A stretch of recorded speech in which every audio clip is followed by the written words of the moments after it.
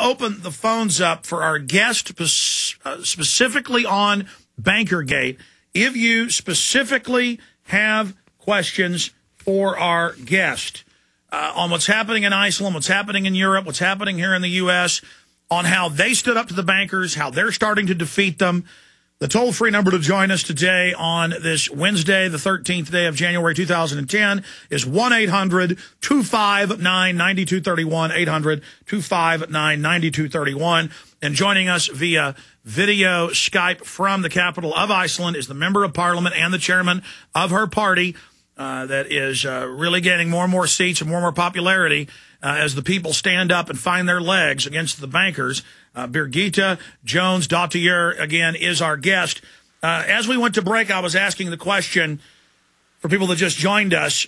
Now that it looks like Iceland's going to vote against paying this fraudulent debt to the bankers that have already robbed you, they just want more now. Now they go, oh, suddenly we found all these assets in the bank. Looks like you don't owe us, even though it's fraudulent, owe us as much as we thought. So now they're backing off, going, okay, we won't destroy you. We won't embargo you. We won't put blockades up. We won't destroy your nation after we already robbed it if you just pay us a third of what we wanted. So, again, we're showing that these guys are paper tigers, straw men, if you'll just stand up and fight them. And leading that fight, we are so honored to have you, and we salute you because we're all in this fight together. Please continue. Okay, I just want to clarify one thing, that the people that are really leading this fight are the people of Iceland. Yes. And yeah, but I mean, you come up in all the major newspapers around the world, and of anybody, you really are the figurehead and a quite well spoken one as well.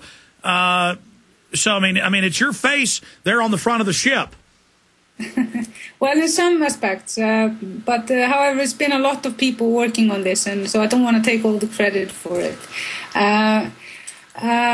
One thing that we should also bear in mind when it comes to the Icelandic saga, the Ice Age saga and the entire collapse, is that I met with John Perkins last year, just before I got elected into Parliament, and I asked him, what should we do to get rid of the IMF?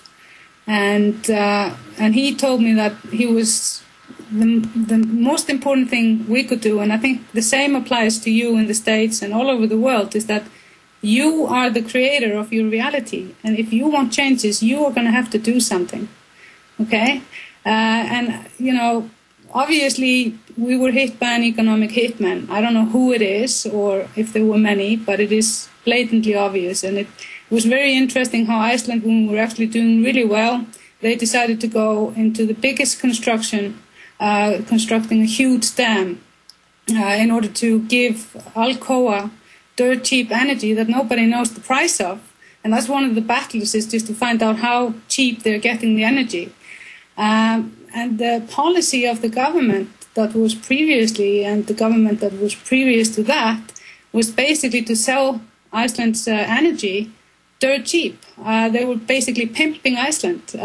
If you would read some of the proposals on getting all the aluminum smelters into Iceland, which is, by the way, one of the last pristine nature in Europe, you would be shocked.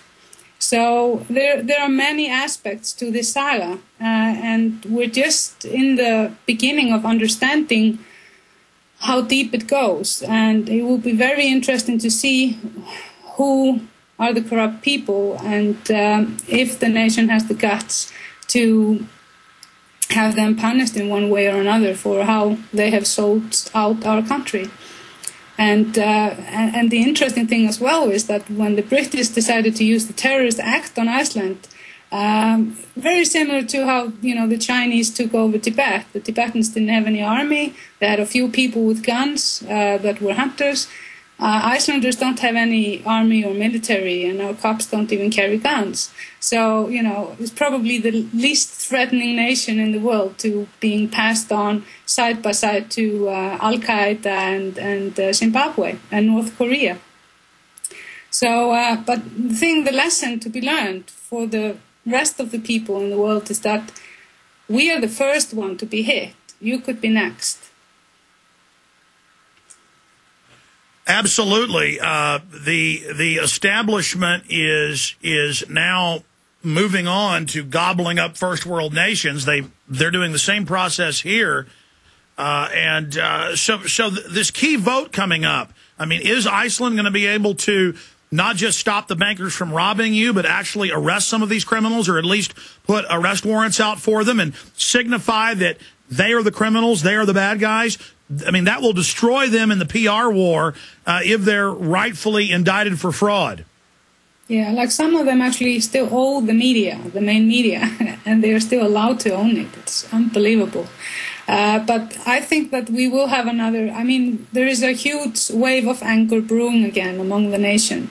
And if the president would not have allowed us to give us this responsibility of voting on this particular bill, there would have been another revolution. And this time I fear it would have been more violent. The other one was relatively soft. But if the bankers and the people that are responsible for where we are at now are not going to get punished and put into jail, or, you know, I would like to see them expelled from Iceland forever and ever,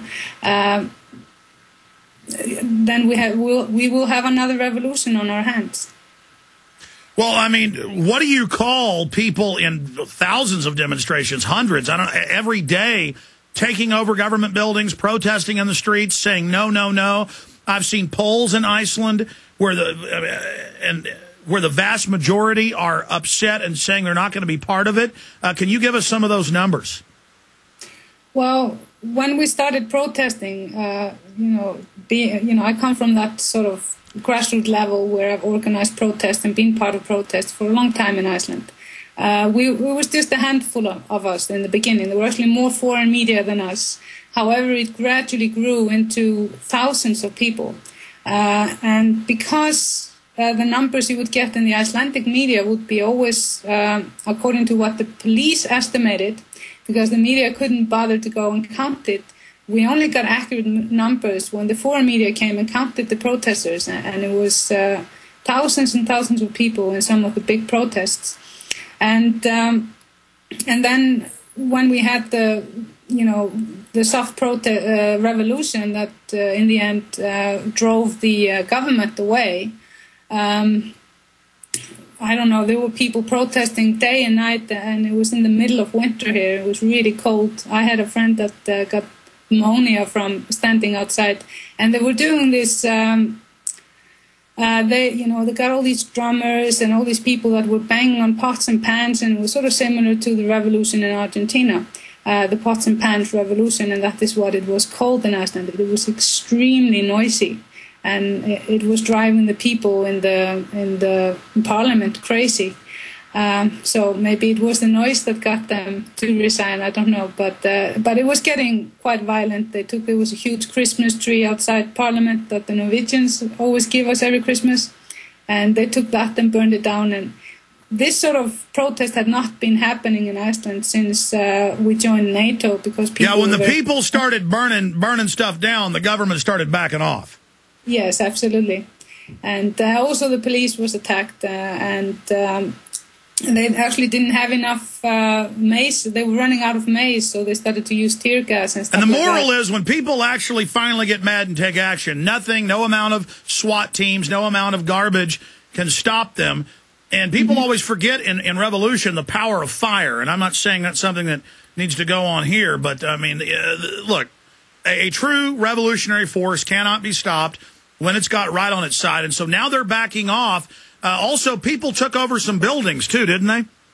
Well, they did not take over the parliament or anything like that. They did get into the National Treasury, but they didn't take it over. They were just inside.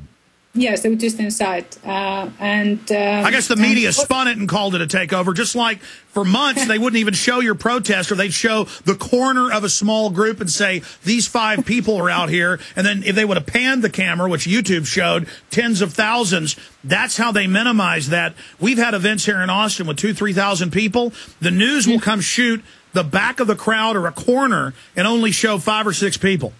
Yeah, that's so typical. And I've actually... been following what's going on in the States and seeing that, the news that are not really broadcasted in the main media, and it's an entirely different situation. I mean, there are pretty grim things happening in the States right now. And exactly, and they're trying to make the opposition right-wing, controlled by Glenn Beck and the Republicans, so that they can get back into power and continue the fraud, just like Obama continued the fraud. But the truth is the Tea Parties are really libertarian and grassroots.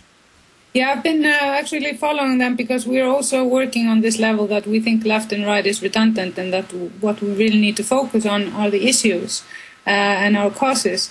And our movement, for example, does not define itself as left or right. Our main objective is to bring more power to the people, or the power that they rightfully own, back to them.